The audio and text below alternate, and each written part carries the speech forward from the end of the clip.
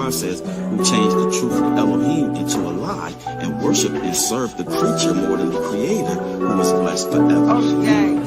Right? So what do you mean? Who changed the truth of the Most High into a lie? Everything you thought was in the Bible, some years of serious consideration has now shown you that it's not even in the Bible. This is about the way that I walk. You got an issue about the way that I talk. I'ma give it to you. For the brothers outlined in the chalk, Semiramis chilling out in the park. I'ma give it to you. And they don't know the way that I feel. On the mission now to tell you what's real. I'ma give it to you. While you're looking for a proper appeal, you want the gospel just to cop you a feel. I'm not dealing with you. I'm hitting on this track like it's magical. Place it with the classical, I make it international. You want the sympathetic, and I'm a little drastic though. Focus on my past, I'ma give you what you asking for. Save it for the fashion show. Talking about your church service, I ain't here to talk to you. Where the hell your pastor go? Lying through his teeth, preaching like he swear to God, misleading people. Now they act like they ain't scared of God. People looking for change, but choose to walk ahead of y'all. Make a tight beat, tell the truth in the song, and they head a nod. No change, no option of dodging flames. Dreams of copping the range, sneakers, outfits, and chains. Nigga prophets explain why demon prophets remain. One ticket to hell, my niggas hopping the train. Y'all got a name to put the top prophets to shame. His name and his fame is stopping the pain. This is about the way that I walk. You got an issue about the way that I talk. I'ma give it to you. For the brothers outlined in the chalk, Semiramis chilling out in the park. I'ma give it to you. And they don't know the way that I feel. On the mission now to tell you what's real. I'ma give it to you. While you're looking for a proper appeal, you want the gospel just to cop you a feel. I'm not dealing with you. Didn't want to read it, receiving it from the Catholics. Mine couldn't conceive it, believing it from the Baptists. The Hebrews wasn't white, so they running all out of actors. Searching through the chapters and seeing they got it backwards. Kindly tell the truth, and the rage and them only escalated. Every word they hated, but none want to debate it. So what I'm supposed to do, let them fake it until they make it. Nah, bowing to the idols, my powers vowing to take them down. Now I believe in smoking while Christians drinking the potion. Everybody's high on that lie when the demon spoken. Alive on arrival with Bruce, we all awoke with. Vision kinda blurry, he's realigning the focus. Gotta tell the truth, if it fills the room or it clears it out. Peers don't wanna hear, so I'm filled with a lot of fears and doubts. You gave me the heart, so it's time to put the action in. Praises that I give you on earth will only be practicing. This is about the way that I walk. You got an issue about the way that I talk. I'ma give it to you. For the brothers outlined in the chalk, Semiramis chilling out in the park. I'ma give it to you. And they don't know the way that I feel. On the mission now to tell you what's real. I'ma give it to you. While you're looking for a proper appeal, you want the gospel just to cop you a feel. I'm not dealing with you.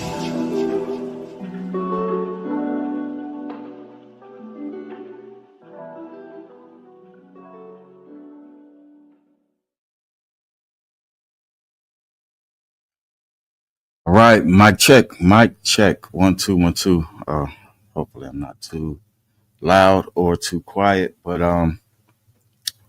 if my mic is good, someone please put a 1 in the comments. My sound is okay and my video is okay. Someone please put a 1 in the comments, and we'll proceed from there. All right. Shabbat shalom. Shabbat shalom. Brother Chick says we're good in YouTube land, hopefully, because I did a playback before and my mic was too loud. And then another time it was too quiet. I just want to make sure that the balance is good. All right. Shabbat shalom. Brother Emmanuel Bronson says we're good. All right. Shabbat shalom. Akira says we're good in YouTube land. Quam 12. Shabbat shalom. Aqua says that we're good in YouTube land. All right. But during the broadcast, chat, if you don't mind, let me know if my mic is, if it ever gets too loud or if I'm speaking too quiet. Let me know. I do like to play a little background music as I teach, and then hopefully it doesn't come in and drown me out, because I can't hear it myself. I'm thinking probably in the future I'll wear some headphones while I do this. That'll help me manage it a little better. But for now, I just need y'all to look out for me. You know what I'm saying? Yeah. So let's go ahead and get into it. We're talking about from Babylon to the pulpit. From Babylon to the Pulpit. Exposing the pagan roots of modern Christianity. All right, so for centuries, millions have worshipped from pews, believing they were honoring the Most High, all while unknowingly following traditions rooted in ancient Babylon, right? And that's important to know, because when we get into Revelations 18:4, and it talks about come out of her, my people, or when we get into Revelation 17, when he talks about Babylon has fallen, we need to understand which Babylon it's talking about. All right, so let me start over. For centuries, millions have worshipped from pews, believing they were honoring the Most High, all while unknowingly following traditions rooted in ancient Babylon. From Christmas trees to Sunday worship, the fingerprints of Nimrod, Semiramis, and Tammuz still mark the practices of modern Christianity. But how did this happen? How did the faith, once delivered to the set-apart people of the Most High Yah, become intertwined with pagan sun worship and imperial decrees? Right? So in this Bible study, we will expose the historical and spiritual journey from Babylon to the pulpit, tracing how replacement theology, church councils, and religious syncretism gave rise to a version of Christianity that abandoned the Torah in favor of tradition. Using documented history and a wealth of scriptures from the old, renewed, and apocryphal writings, all right, will shine light on the deception and call Yah's chosen people to return to the ancient paths of righteousness, all right, the Torah of the Most High Yahawah. All right, so let's go ahead and get into the reading. We're going to be coming from Psalms 147. Okay, we're going to read that in its entirety, and then we'll proceed to the Bible study lesson. And I don't know, I'm going to keep my eyes on a swivel on the clock, because I don't know if I'm going to have time to go through the whole presentation. This might be a 2-part series, but we'll navigate it. We'll see. We'll keep our eyes on the time. All right, so let's get it. Starting in the first verse, it says, "Praise Yah, for it is good to sing praises to our Elohim, for it is pleasant. Praise is fitting.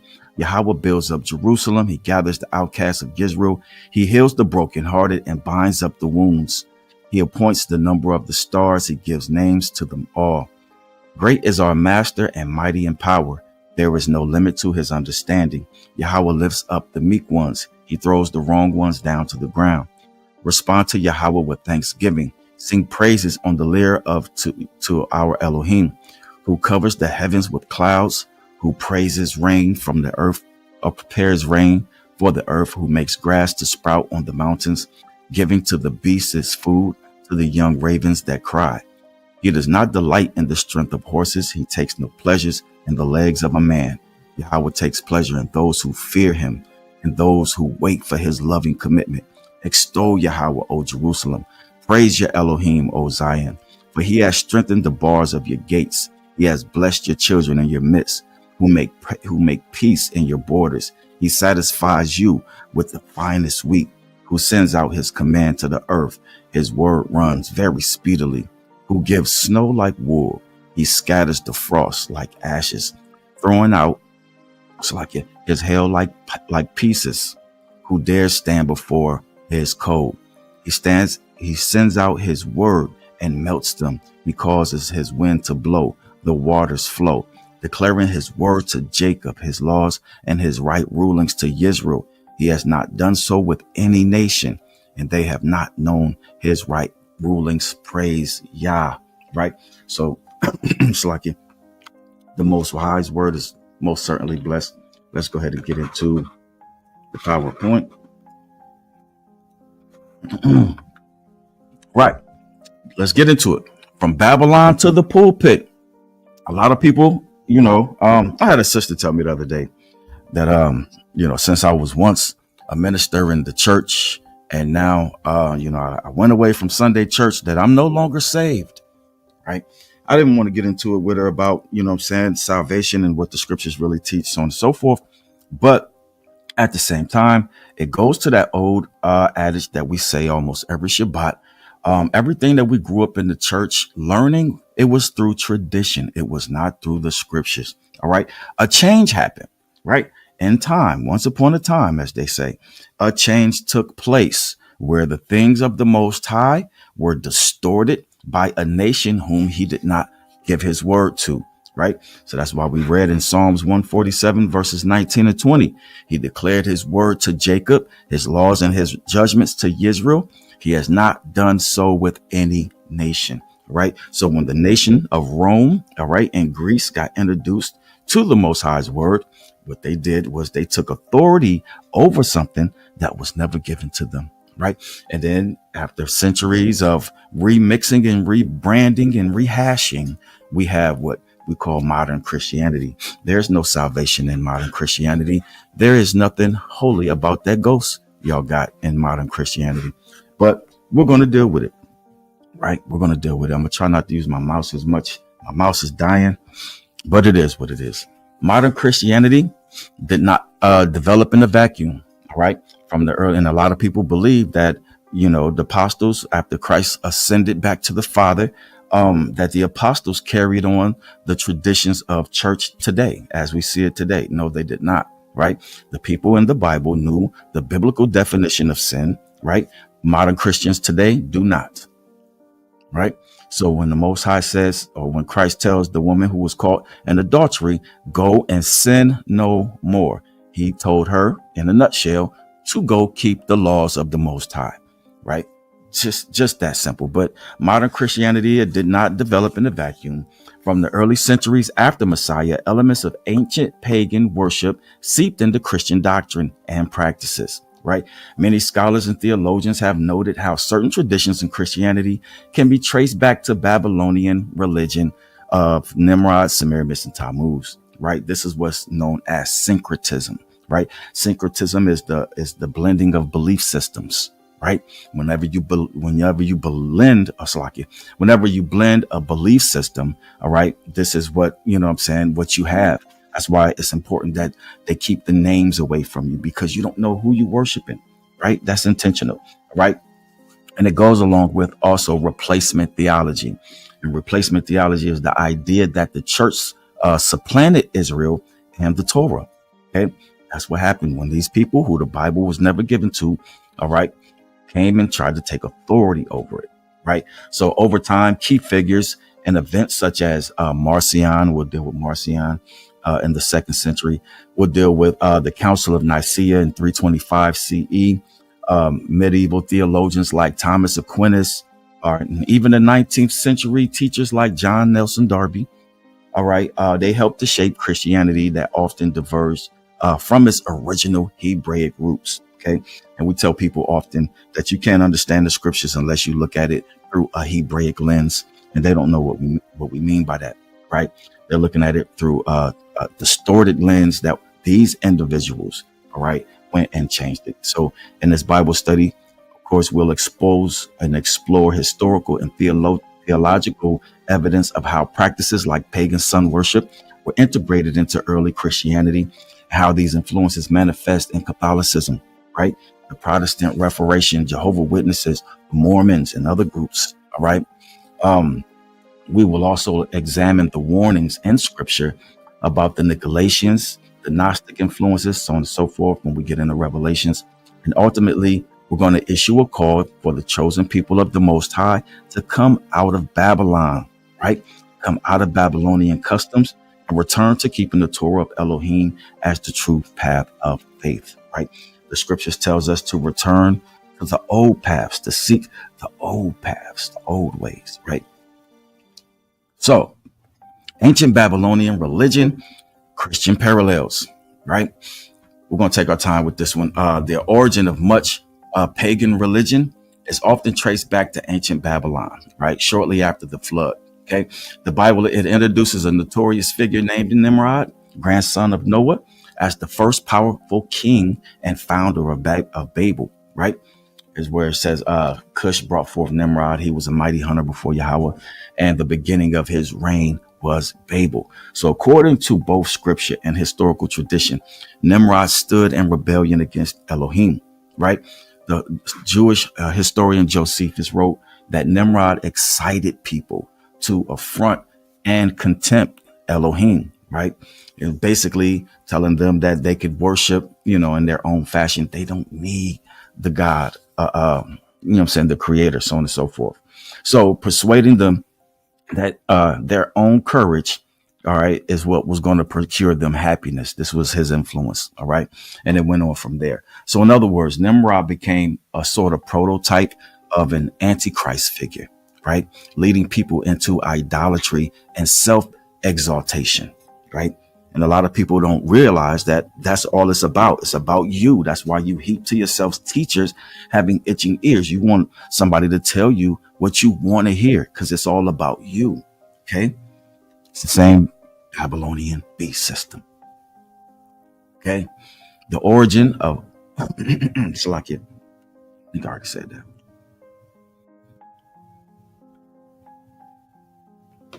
All right. I don't know what's going on here. I have to refresh my page. Give me a second.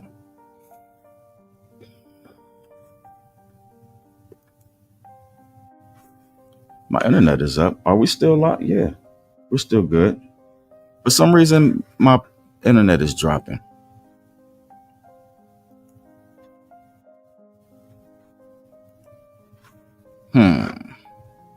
Hold on. Give me a second. I got to readjust because this is not doing what I needed to do.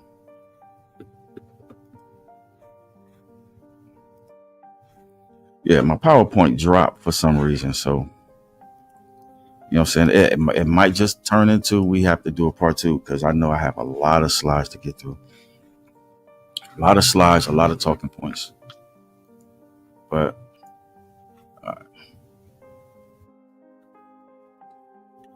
see where we was at.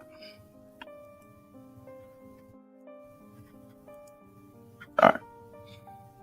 So let me get us back. Let me get us back to where we was at. Share screen real quick.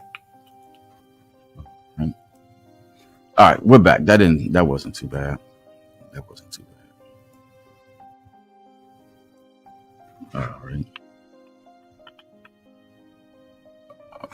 Hold on. All right, are we good? All right, we're good now. All right, so let's get us up to speed. Let's deal with Semiramis real quick. All right, Semiramis, the mother and wife of Nimrod / Baal, right? Mother and wife. How can she be both? Right?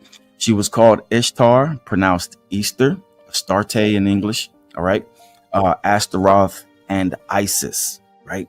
Many forms of the same religion. You all right? And then, you know what I'm saying, she became Mary in the Catholic Church. Same figure, same different names, right? Semiramis is identified in later traditions as Nimrod's wife and in some legends his mother. While not named in the Bible, she is central in Babylonian lore as a queen who, after Nimrod's death, deified him as the sun god and later bore a son named Tammuz, claiming that he was Nimrod's reborn son, right? So in other words, after Nimrod died, she supposedly conceived, right, miraculously from the sun, all right, which was Nimrod, right, and bore Tammuz. So Tammuz thus was presented as a miraculous child, a false messiah of that age. The cult of mother goddess and child was born, Semiramis revered as queen of heaven, and the baby Tammuz venerated as a god. Right? The Bible gives a glimpse of this cult in the book of Ezekiel, where the prophet in a vision, all right, sees women weeping for Tammuz. Right? I think that was Ezekiel 8. Right? There was at the temple weeping for Tammuz. All right, and the Most High calls that a great abomination. Right. So when we're dealing with syncretism, all right, because the enemy is crafty. Satan is crafty. Right. He has you worshiping these false gods, just calling them different names, and has you believing that these are somehow described in the Bible or backed up by scripture. Right. That's why it's important to understand scripture. All right. Through a biblical Hebraic lens and not through tradition. Right. You believe it in tradition, you get caught up in these sun religions. All right. So Tammuz's annual death and alleged resurrection were mourned for 40 days each year in Babylon, right? This is how you get Lent in that whole situation. This 40-day mourning for Tammuz followed by a jubilant celebration of his return, is strikingly similar to the later Christian practice called Lent, all right, where they do 40 days of fasting before celebrating the risen Christ. Eerily similar, right? It's no coincidence, as historians have noted, for 40 days abstinence of Lent and was directly borrowed from the worshippers of the Babylonian goddess, right? So is an indispensable preliminary to the festival of commemoration of death and resurrection of Tammuz, right? That's basically what we want to get at. Okay.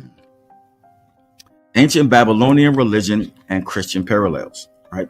Sun worship was another core feature of Babylonian religion instituted by Nimrod.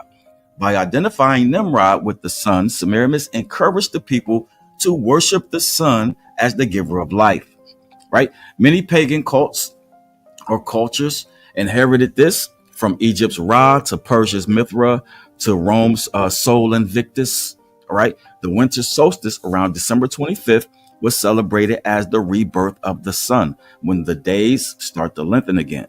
Tammuz, all right, as Nimrod reincarnation, was said to be born at that time, symbolizing the newborn sun. All right. So as part of Babylonian celebrations, the evergreen tree sprouting from a dead stump, said to represent Tammuz rising from the dead, it was decorated with silver and gold, and gifts were exchanged on December 25th to honor the newborn sun. Right. Thousands of years later, the Roman Empire celebrated winter solstice with Saturnalia. All right. And dies Natalis or Sol Invictus. All right. So what that was the birthday of the unconquered sun. Right. On December the 25th. Right. That date, long before it was assigned to Jesus' birth, was already a pagan holy day honoring a false sun god, Tammuz, or his equivalent. Right. Mithras, Horus. Okay. And that's why they say that Christianity is pagan, is plagiarizing Egypt. All right. It is what it is. So over time, Christianity spread through the Gentile world. Many of these ancient customs were rebranded with Christian names, creating remarkable parallels. Right. So one, you have the pagan practices versus the Christian adaptations. Right. One would be worship of the sun as the supreme deity. All right. Holy Sunday for honor. All right. So the Christian adaptation was observance of Sunday as the primary day of Christian worship instead of the biblical Sabbath. Right. So then on the other side, you had the winter solstice festival. All right. The birth of Tammuz on December the 25th, celebrated with evergreen trees, decorations, gift giving. All right. And then the Christian adaptation celebration of Christmas on December 25th as the birth of Christ, complete with Christmas trees, ornaments, and exchanging gifts. Notably, the Bible does not give Jesus' birth, and early Christians did not celebrate Christmas. Okay. So then the other one would be the 40 days of Lent. All right. Or the 40 days mourning of the death of Tammuz each spring, often with fasting. And then you have Lent, 40-day period of penance and fasting leading up to Easter, introduced later in centuries by the Roman Catholic Church. Okay. All right. Ancient pagan practices. You had Easter. All right. Festival of Ishtar, Astarte. All right. The fertility goddess, celebrating Tammuz's resurrection with rabbits and eggs, symbols of fertility. Right. So later Christian adaptation, Easter, when they got away from trying to do Passover, just like the Hebrews were, and they wanted their own day, they came up with Easter. All right. And this is the Christian celebration of Jesus' resurrection, but named Easter in English after the old spring goddess Astarte. Right. Even if you say Easter, you're still saying Ishtar. You're just saying it in English. Right. It is what it is. And it still features eggs, rabbits, sunrise service, etc., none of which are biblical. Early believers marked Pesach or Passover, the scriptural observance of the Messiah's death and resurrection, without those pagan trappings. Right. So back over to the pagan practice, mother goddess and divine sun worship. All right. Semiramis and Tammuz, or Isis and Horus. Same difference, different names. All right. Images of the mother with child with arms exalted, right? And then the Christian later adaptation was the veneration of Mary and the Christ child, all right?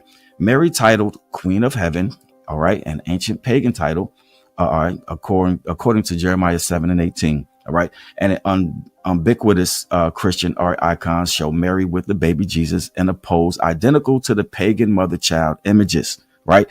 Though Jesus' birth is real and it's set apart, and exaltation of Mary to near goddess status has no biblical basis and parallels in pagan mother worship. Okay, it's a problem. So let's get to the symbol, the cross, the symbol of the cross, ancient pagan practice, right? It was a sacred sign, the T, all right, for Tammuz, to represent Tammuz, right? So in later Christian adaptations, the cross as a universal symbol of Christianity, while the cross symbolizes Christ's crucifixion, the widespread use of the shape as an object of veneration worn on the body made into idols mirrors earlier pagan symbolisms. Early Christians focused on the message of the cross, not the icon itself, right? So we have the obelisk, right? And the pagan practices, ancient pagan practices. You have obelisks, sun wheels, and other solar symbols erected in worship of sun deities, right? And later Christian adaptations, you had church architecture and symbols incorporating obelisks, sunbursts, all right? When you look at the Vatican St. Peter's Square, it features ancient Egyptian obelisk at the center, all right? And an 8-rayed sundial or sun wheel, right? Designed in its plaza, all right?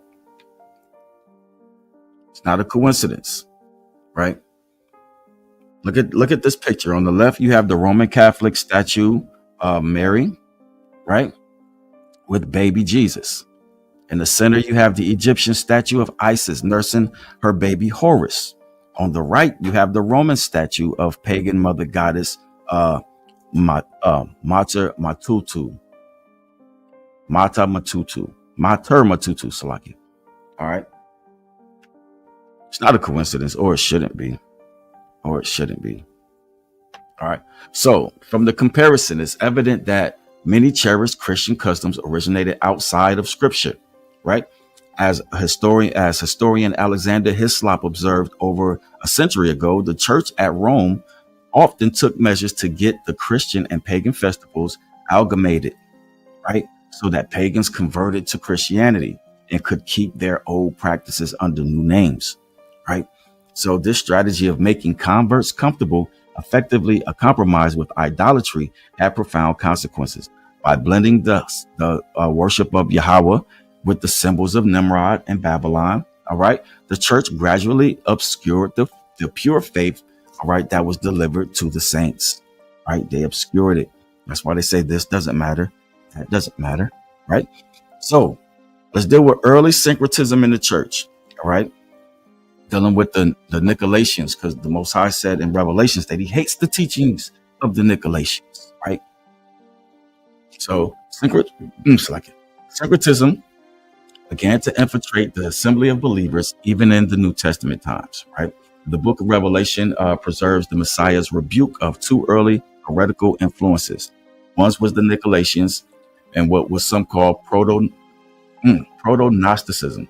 The church at Ephesus, Christ says, "Yet this you have, that you hate the works of the Nicolaitans, which I also hate." So these Nicolaitans are again mentioned in what is that? Gagum? Hope I said that right. Where he says, "So you also have those who adhere to the teaching of the Nicolaitans, which teachings I hate." Right. So Christ Yahawah is acknowledging the fact that the teaching of the Nicolaitans, he hated it, right? But who were they? Who were the Nicolaitans, right? From Nicolaitans to Nicaea, who were they? Early church Christian writers suggest that the Nicolaitan sect taught moral laxity and idolatrous compromise, perhaps encouraging believers to mix in pagan feasts and sexual immorality under the guise of freedom. In the same passage, Christ links them to those who hold the teachings of Balaam, right? Who taught Balak to put a stumbling block before the children of Israel, to eat food offered to idols, and to commit whoring, right? So in short, the Nicolaitans and the first century church were pushing a form of syncretism, telling believers it was acceptable to partake in pagan practices as far as idol feasts and so on and so forth. All right. And to discard the commandments, right? Yahawah, Christ Yahawah emphatically hated this doctrine because it was a betrayal of the faith's purity. Okay. That's why people don't really understand what's wrong with this Roman Catholic Church doctrine, right? It distorts, it betrays the scripture's purity, right? Notably, the term Nicolaitans literally means conquerors of the people, right? The name Nicolaitan means conquerors of the people. Some interpret this as an early church hint or an early hint of the heretical clergy dominating the laity, right? There was here a straight up heresy, but they were dominating the people who were trying to adhere to the scriptures, right? That was another form of corruption in the church, right?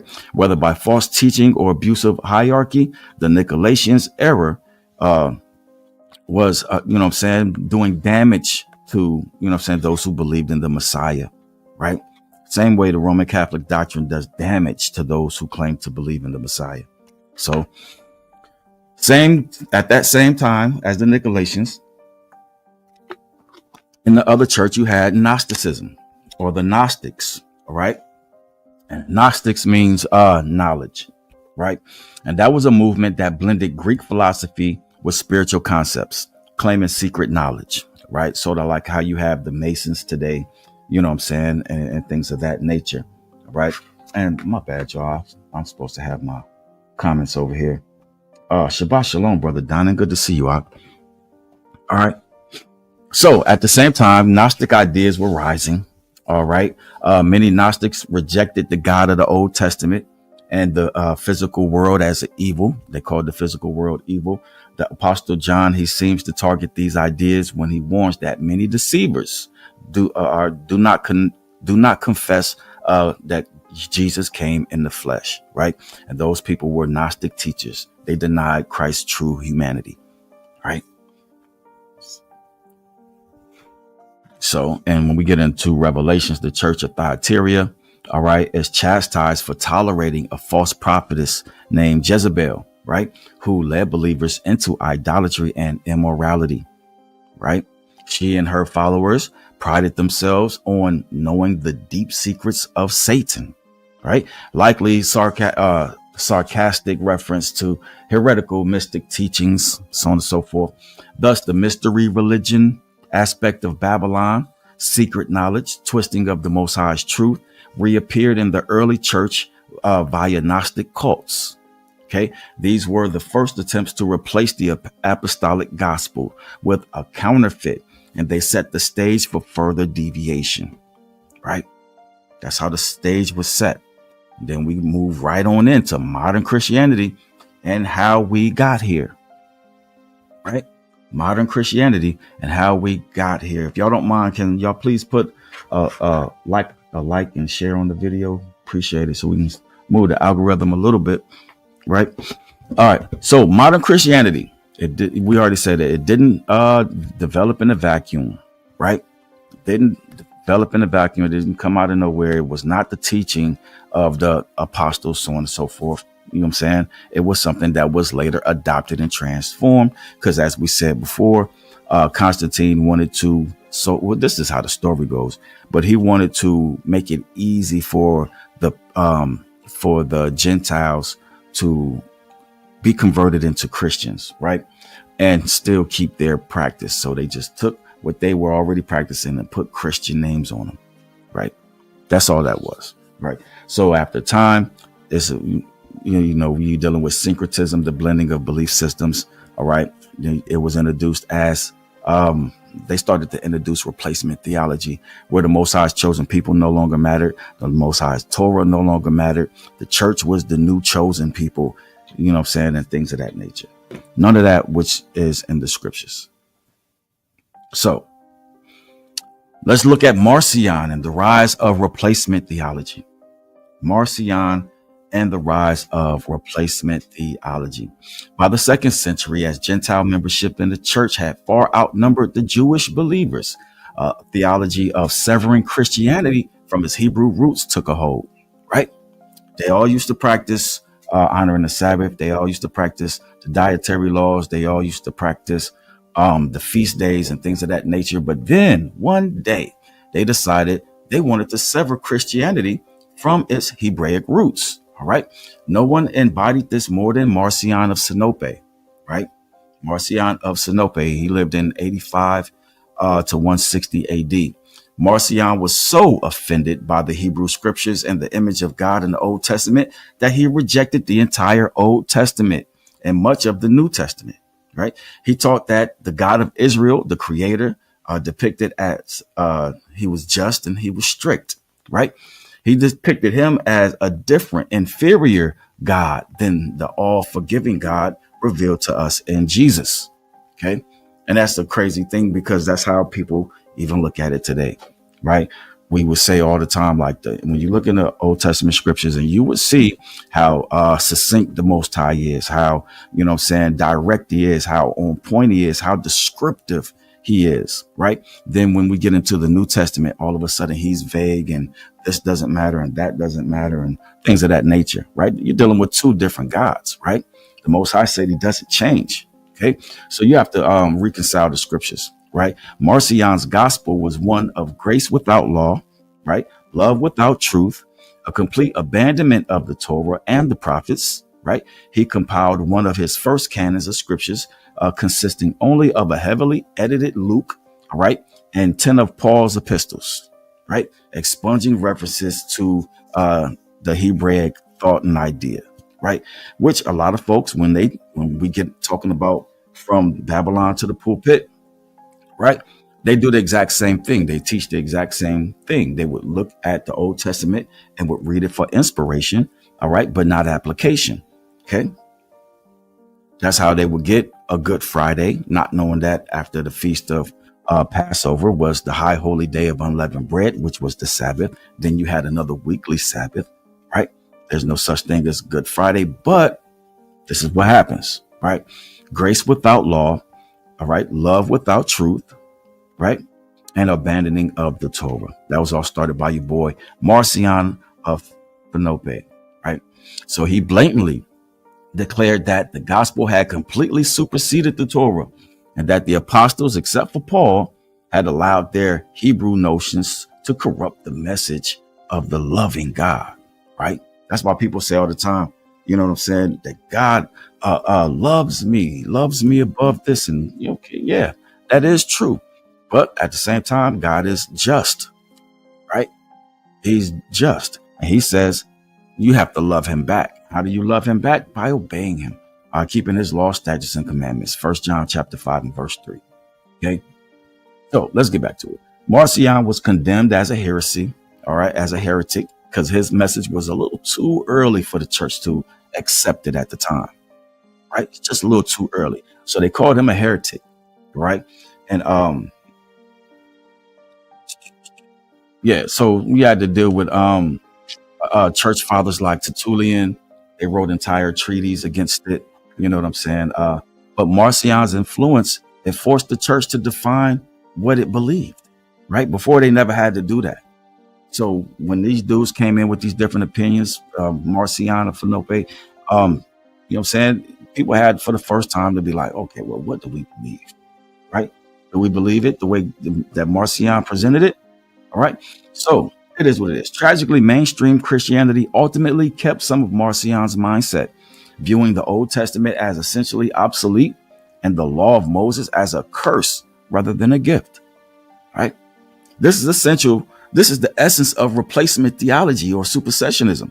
The notion that the church replaced Israel, all right, and thus the old covenant and its laws were discarded and replaced by a new covenant, all right, on entirely different terms. The terms of agreement are different now, right? You don't have to obey the Most High no more. All you have to do is believe in his son and make sure you call him Jesus and things of that nature, you know, and it's all good. Go to church on Sunday, get baptized, and pay your tithes. right? And in some churches, make sure you can speak in tongues because that's the evidence of the Holy Ghost, right? It is what it is. So even those who opposed Marcion often retained a softer version of this era, right? They opposed him, but they still retained a softer version of this era. By the time of Constantine in the 4th century, a strong anti-Judaic attitude had infected Christian leadership, right? They saw Christian faith as something wholly new, all right, divorced from the obsolete religion of the Jews, okay?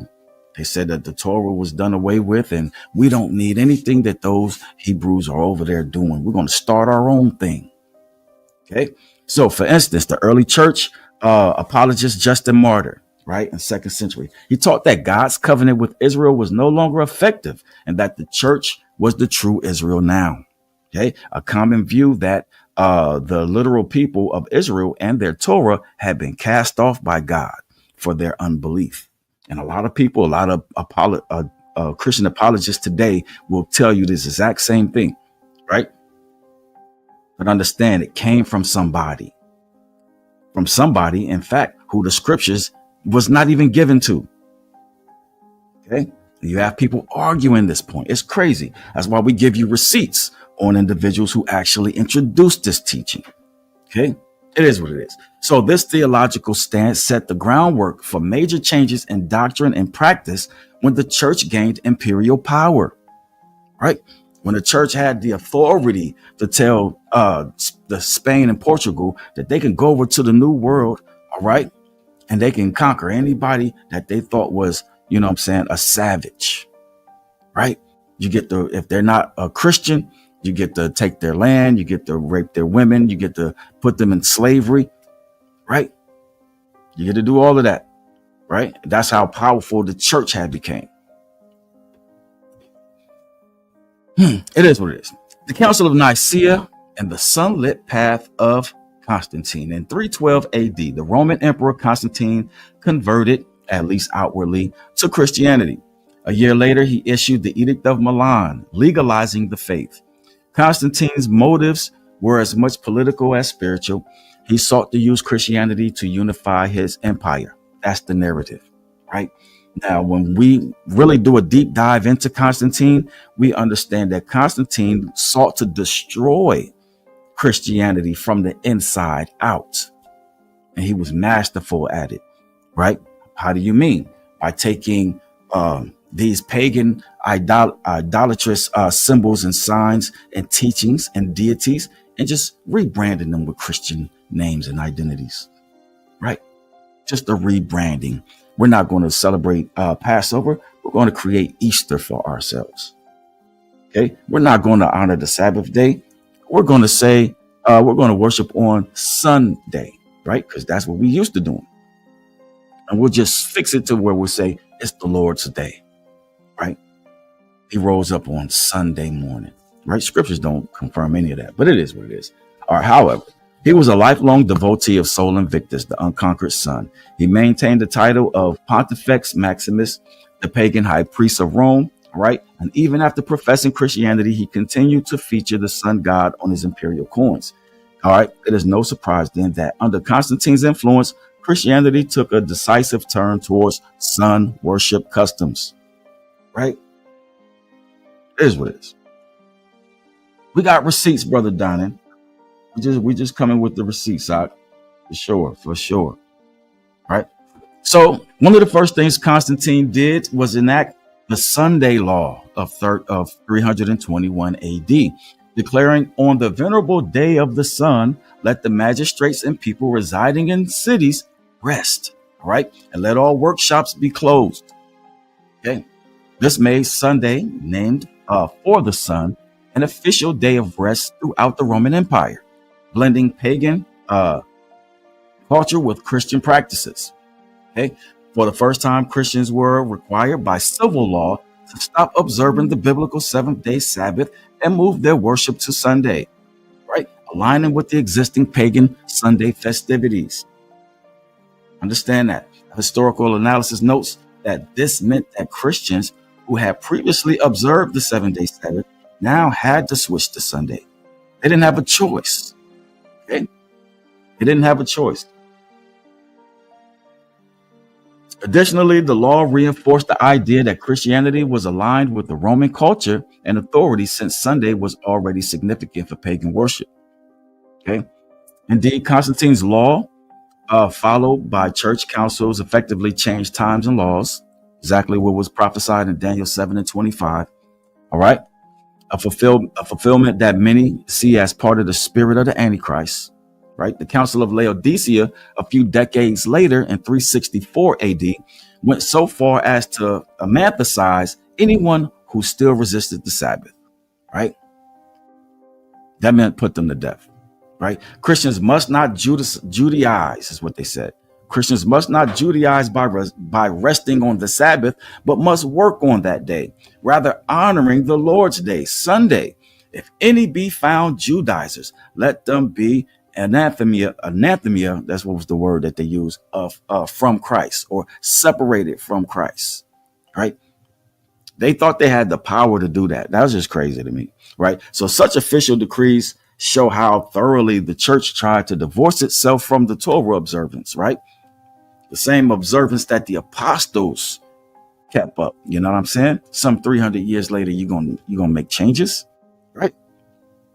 Hey, the people believed it. People followed it, and the people still teach it to this day. Right. So the Council of Nicaea, we'll go back. I know we moved up to 364 at the Council of Laodicea. Salakia. At the Council of Nicaea in 325 AD, the first ecumenical council is famous for defining orthodox beliefs in the Nicene Creed. Okay. But it also made decisions that reveal the replacement theology bias of that era. Okay. One major issue at Nicaea was determining the date of Easter. In early centuries, Christians in Asia, following apostolic traditions, celebrated the death and resurrection of the Messiah in accordance with Passover on the 14th day of Nisan, like the scriptures tells us to. Right. These believers, they derided it as quadrodecenians. All right. They kept a biblical rhythm tied to Israel's calendar. Right. So in other words, these Christians, they were looking at the Hebrews, or, you know what I'm saying, to find out when Passover was so they can start celebrating the death, burial, and resurrection of Christ. Right. They needed to know when Passover was. So they wanted to follow the Hebraic calendar. Right. The Roman church, however, favored celebrating Easter or Ishtar on a Sunday, independent from the Hebrews' Passover date. Right. They wanted to separate. So at Nicaea, it was decided that Easter would never coincide with Passover. Right. They were dead set against it, but would rather be held on the Sunday after the first full moon of spring, a calculation borrowed from the pagan lunar festivals rather than the Torah. Right. That's how you get the date of Easter every year. Okay. It follows, all right, what they call the sun equinox, first Sunday after the spring equinox. Right. That's when they mark their day of Easter. Right. But how do we mark it? Okay. The 14th day. All right. The 14th day after Nisan. Right. As the Most High had, you know what I'm saying, commanded us. It is. So after the council, all right, Emperor Constantine issued a letter to all churches urging the acceptance of the Nicene decision. His words are chilling in their over anti-Jewish tone. All right, he says, let us have nothing in common with the detestable mass of Jews, right? But we have received from our Savior a different way, right? Who is their Savior? If they have turned, you know what I mean, into sun worshipers, who is their Savior? Right? You can make your mouth say Christ and this, that, and third, but it's about your practice, though. Right? It's about you practicing. That's why Christ says, I'm going to say, I never knew you. Depart from me, you who practice lawlessness. Right? It's not about what you say. It is what it is. So he chastised those who might still want to keep the Passover according to the Hebrew custom. All right? Or according to the scriptures, calling it truly most absurd to behold these people. Right? Boasting that without their instruction, we could not keep this feast. Right? but it wasn't their instruction. It was the scriptures, right? So these early folk who, who the scriptures was never given to, right? That's why we started off with Psalms 147, verse 19 and 20. Most High did not give his word to any nation, right? Especially not Rome. Okay. But these people decided, hey, we don't want to have anything to do with those detestable mass of Jews, for we have received from our Savior a different way, right? And that's how you got to Christianity that you got today. That's why you go to church on Sunday today. That's why you celebrate Easter, all right? And then you go egg hunting. Then you got the chocolate rabbits. You don't know what one thing has to do with the other, right? And we just showed you. We just dropped receipt after receipt. Okay.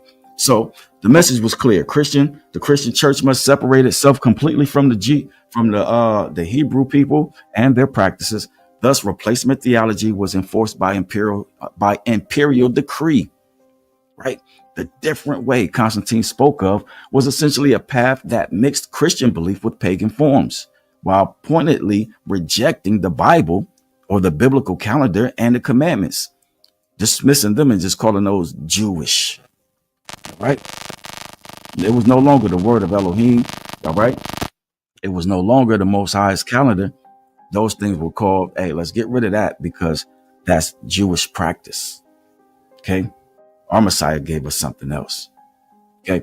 So from that point on, celebrating the Messiah's resurrection became a wholly new festival called Easter, detached from Passover and laden with non-biblical customs, sunrise worship, eggs, chocolate bunnies, things of that nature. Right. Lent. Right. And Christians who dared to calculate the date by the Torah were excommunicated. If you dare try to use that Bible to find out when to celebrate Easter, you were excommunicated.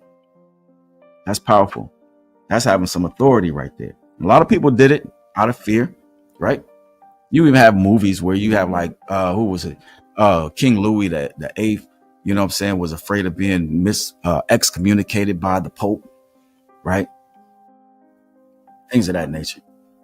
The boys was powerful.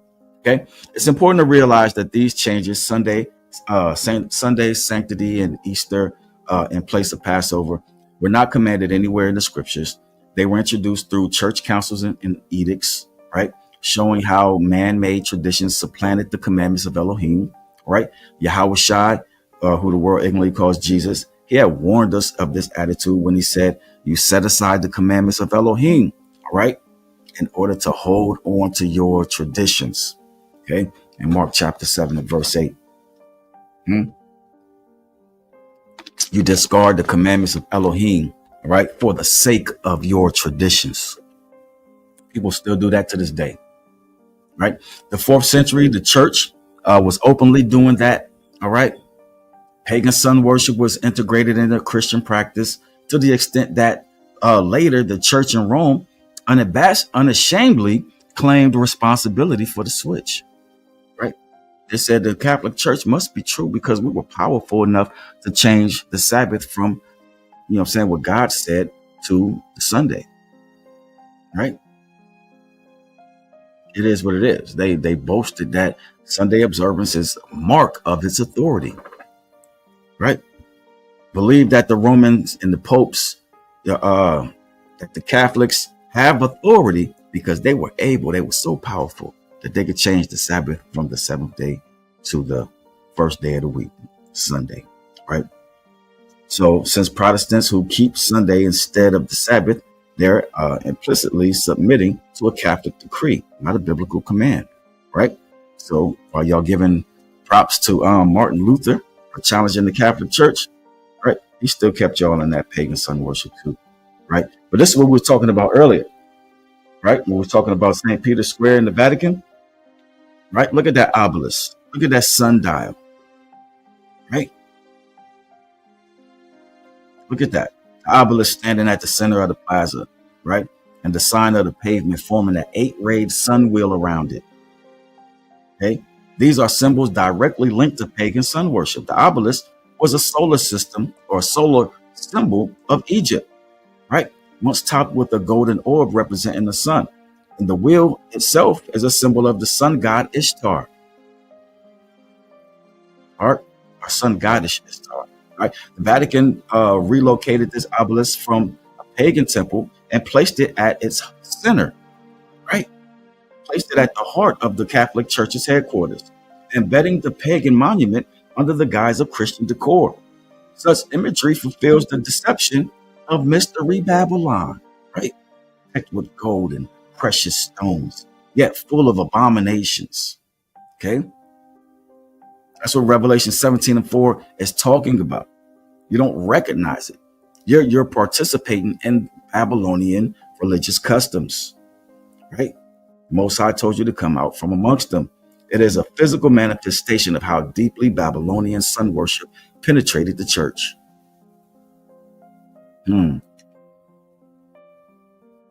So you got the medieval theology and the entrenchment. What time is that? Oh, we got 3 minutes left. I'm gonna run through 2 more and we're gonna get out of here. Right? No, if I start this point, I'm gonna have to finish it. So let's just go.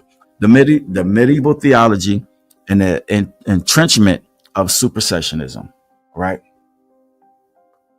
Oh, let me see. If are y'all getting anything out of this Bible study? Hopefully somebody's getting something out of this one. I was trying to see how long this is going to take me because I got like 5 or 6 slides on this one. Yeah, I think we're gonna stop right here. Let's stop right here. And matter of fact, I'm a bookmark where I'm at. All right, slide 32.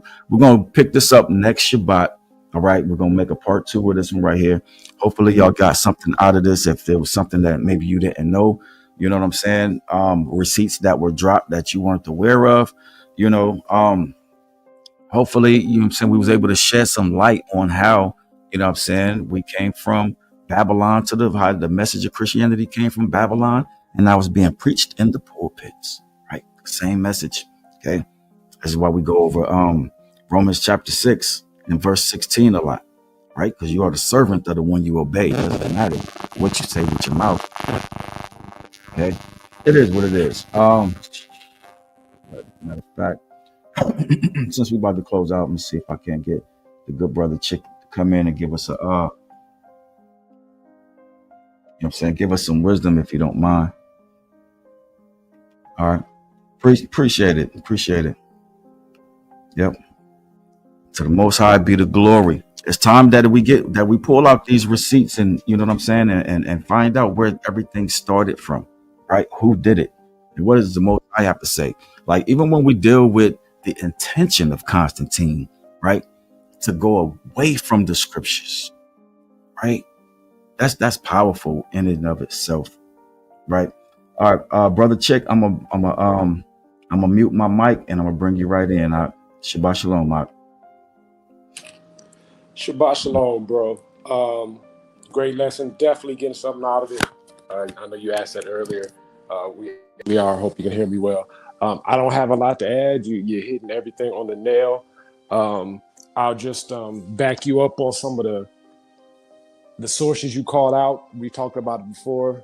Josephus, Alexander Hislop, and the 2 Babylons. There's so much information that's backing up what this brother is saying, and I will, like you said, give you those receipts, giving that backing you need to understand where this came from, and I'm not big on saying let's get receipts so we can, sun people. I'm saying so you can defend yourself, because it's attack on people and truth and our belief system. We're trying to spread it correctly, and any support you can have is beneficial. I also throw a third one in there that I read. It's called Fossilized Customs. My dad hit me 2 years ago. That's a good one as well. Just really, I think it's by Lou White, but it just really breaks down where all this came from. Because once we understand where it came from, we can get the whys to it. I think the whys to the lie is always important because it leads us back to the truth of who we are. Lastly, I'll just say, encourage people this time of year. We talked about this earlier in the year, missing some of the holy days. This is an important time. We got the feast days, Day of Atonement coming up, the Feast of Tabernacles, Feast of Trumpets for us has passed, but it's like a really good time of year. And I would encourage people to tap in to understand those days and stay focused, because if we notice, and I'm not gonna say too much because I know how YouTube can be, there's certain things that they do during this time, during this month. You know, we can look back in recent history. There's things they do in this month, and I believe they do it for a reason. So let's stay prayed up and close to the Most High, and see if we can't tap into these holy days so He can show us the truth and keep us protected. I just wanted to put that out there because I've been thinking about it. But other than that, bro, I'm looking forward to part 2. Keep doing what you're doing.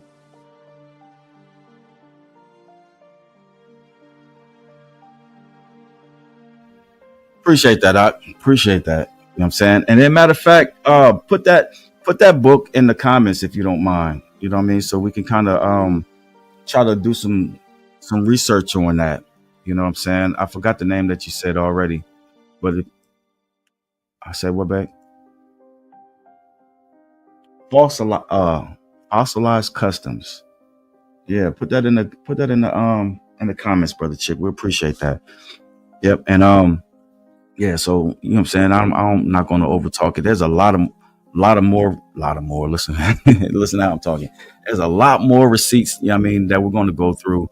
And we're gonna actually, you know what I'm saying, because we're back in Constantine's time. Let's just say we ended there, and then we're gonna fast forward up, you know what I'm saying, and bring it all the way, you know what I'm saying, to the top. We're gonna bring it all the way to present day. All right. Fossilized Customs by Lou White.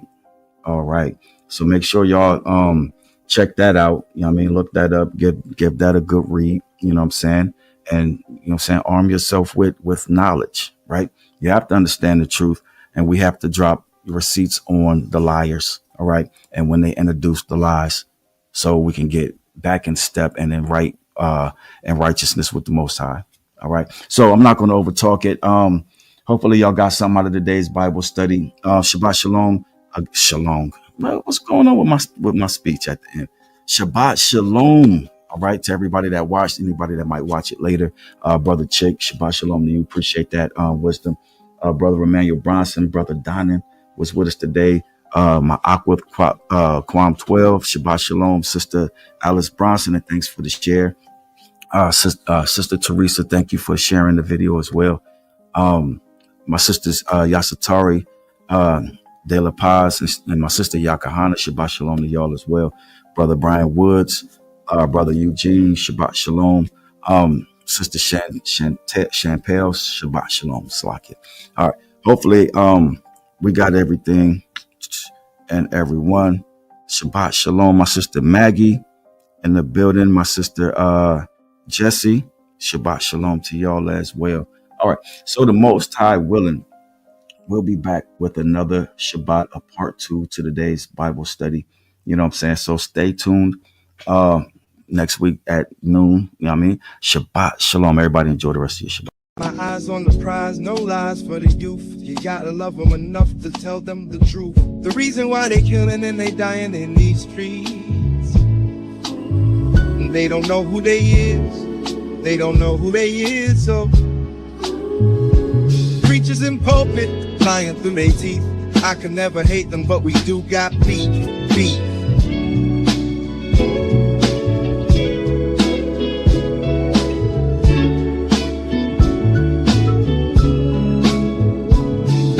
The reason why they lawless and they hate to hear the truth.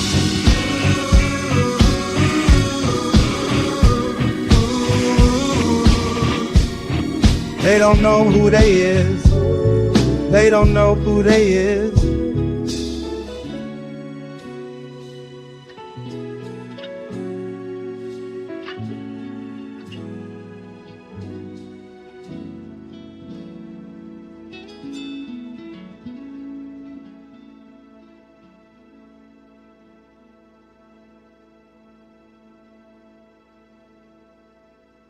Yahawah, we love you. Yahawah, we love you, we thank, we praise your comely name. This vessel is all yours. Take it over, have your way.